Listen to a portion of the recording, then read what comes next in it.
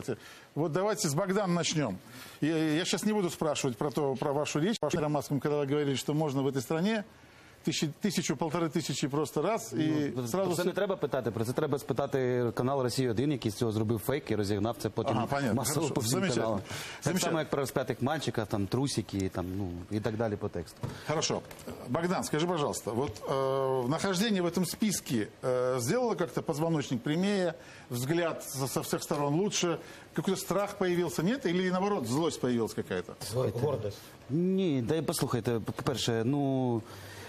Я стільки хотів там сказати вам, пане Василю, до речі, ладно, скажете. Просто насправді з приводу того, що нема таких прецедентів, мені просто дуже цікаво, я колись 5 років теж працював в відділі криміналу. Насправді, знаєте, хто найчастіше використовував такі методи постійного інсценування вбивства? В Італії. Під час боротьби з мафією. Дуже багато таких було випадків, можу вам їх там багато навести, але менше з тим. Серйозно, це робила і поліція, і спецслужби, тому що у них там були дуже цікаві моменти. Дуже гарно написано, я їх читав також. Хорошо, Богдан, ладно, основной вопрос. Вот я бы хотел, чтобы дали все списки, которые страна.ua, вот Светлана здесь сейчас, что вывели. Вот нахождение в этом списке 47, я хочу перейти все-таки на эту тему. Нахождение каким-то образом... Абсолютно ніяк. То есть не повлияло никаким образом? А має?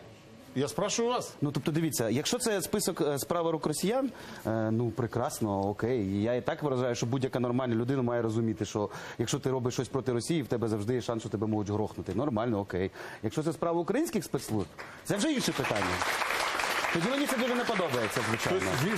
Версії, то, що українські спецслужби чуть подіграли... Моя версія дуже проста. Я думаю, що я абсолютно впевнений на 100%. От вибачте, в чому я знову з вами, пане Василь, не погоджуюсь. Те, що Бабченка хотіли вбити, я впевнений.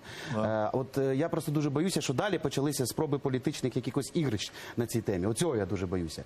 Тому що, вибачте, мені от особисто було дуже неприємно. З одного боку я бачу Бабченка, я теж, повірте, сидів як ідіот. Я так давно себе не відчував, коли я побачив живого Аркадія. Це було дуже круто. Але потім Юрій Віталійович Луценко, генеральний прокурор, почитає прямо на прес-конференції зачитувати пости тих людей, які писали погане про нього і про силові структури. Ви мені поясніть, будь ласка, це як?